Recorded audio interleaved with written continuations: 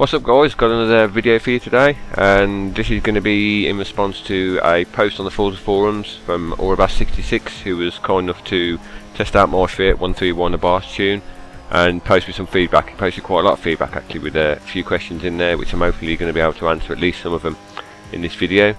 He had a few problems with the car, he couldn't control it until it was skating around quite a bit.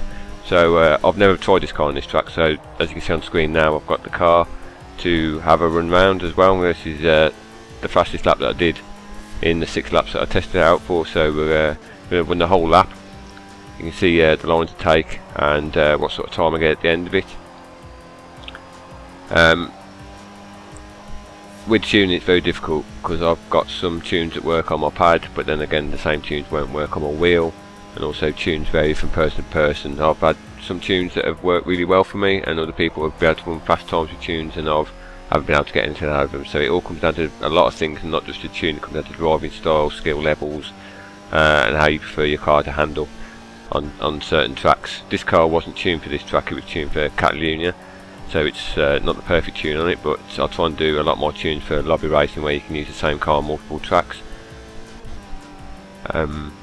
He also raised a few questions about the build and why I've used certain parts on the car and not the others, such as the camshaft, so I'm going to try and cover that after this hot lap's finished, and then go over some of the reasoning why I tuned the car the way I did, and hopefully this will be able to help him out a little bit, and at least give him a bit of feedback on his feedback. So as you can see, we're coming up to the line now, and the time I got there is a 1:43.498, I think it is. So you can see when it comes to tuning and testing the cars and other people testing them, one tune won't work for everybody. There isn't a golden tune that works for absolutely everybody, and everybody can drive it. Everybody's got different driving styles, prefer the car set up a different way, so hopefully that's why you had issues with the car and why you felt like it was skating. It might also be the fact that you're on a wheel, I don't know. But like I said before, I've had tunes that work on the pad but not on the wheel either. So I'm going to have a quick brief look at the build now as well, and try and give you an idea of why I've done what I've done to the car. You mentioned camshaft and why I added the camshaft to it as well, so I'm going to go over that. So this is the build of the car we've got already. You see we've got race camshafts on there, and if you look at the stats there, it's got 246 horsepower, 167 pound-foot of torque, and it weighs 2,005 pounds. So we're going to take the camshafts off and see what effect that has. So it drops this down to C420, so now we can add other parts on as well. So if we go for the valves for instance, and we'll put them on because you mentioned them in your post, we'll add displacement, and we'll add pistons, increase that up, so that leaves us with 21 PI to spend. So we'll have a look at, now just going to add the exhaust, put the sport exhaust on it. That gives us a bit left to play with, another 7 left to play with. And this is the difficult part now, because as we start changing things around, we need to try and match it up to B500 again. This is where we have to fiddle with different parts to try and get them fitted. Drop that down one.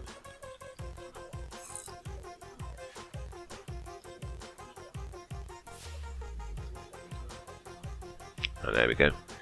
Alright, so if we add that, you can see the power's 234 now, and it was 246 before, so we're down by 12 horsepower. Torque's 197 now, and it was 167 before, so up 30 torque. And the weight's 1990, so we've lost 15 pounds as well. So we'll add that on. That's it, so we've got exactly the same tune, all we've changed is the build now. So now we'll run it around the same track again, and we'll see what results we get from it this time. So here we are back at Finian again now. We're going to do a hot lap with the new build on this car. Take it for a spin around here, what sort of times, see what sort of time we get and how that differs to the time we got before. When I was driving this car, it didn't feel that much different to the way it did before with the old build on. It's pretty much the same around the corners, didn't seem to accelerate any better or worse. Didn't seem to handle any better or worse, but again that's just my personal opinion. It may be a bit easier for other people to handle with this sort of build on it. I like to have my cars revving quite high, so that's why I quite often have the camshafts on there, and I always seem to think you seem to get the most amount of power out of it. But obviously there's a lot of different opinions that go around in different tuning forums and stuff like that, so different people have different approaches. One thing I did notice with taking the camshafts off is with the lower rev range now, I'm having to change gear quite a bit more. Corners that I was taking in third gear before, I'm now having to take in fourth gear, and obviously I've got less time between gear changes as well. And with this car, once you get to the rev range, that's when you into the red line, that's when you start losing horsepower. So really got to be careful of when you change gear and try and get it before it gets into the red line. This corner before I was taking in 5th gear, and as you can see from this one I'm taking it in 6th, so I'm in a high gear. And as we come down to the last corner, just going to brake, change down 4 gears now into 2nd. Take this corner, accelerate, head towards the line now and then see what sort of time we get. There's a 1:43.4 before, and this time we have a 1:45.071 with my best being a 1:44.9. So for me with this tune, I'm about a second and a half slower than I was with the original setup on it. So for me, by having the camshafts in the car, it suits my driving style, and the way I like to set my cars up a lot better than it does by taking the camshafts out and having different engine upgrades in there. I seem to be able to get better times with it. This won't always work for everybody, like I say, everybody's different, everybody has a car set up different ways, likes to use different parts, and there's a lot of theories out there about which parts to use is best, and this is just the ones that work for me, the ones that I seem to be able to get good times with.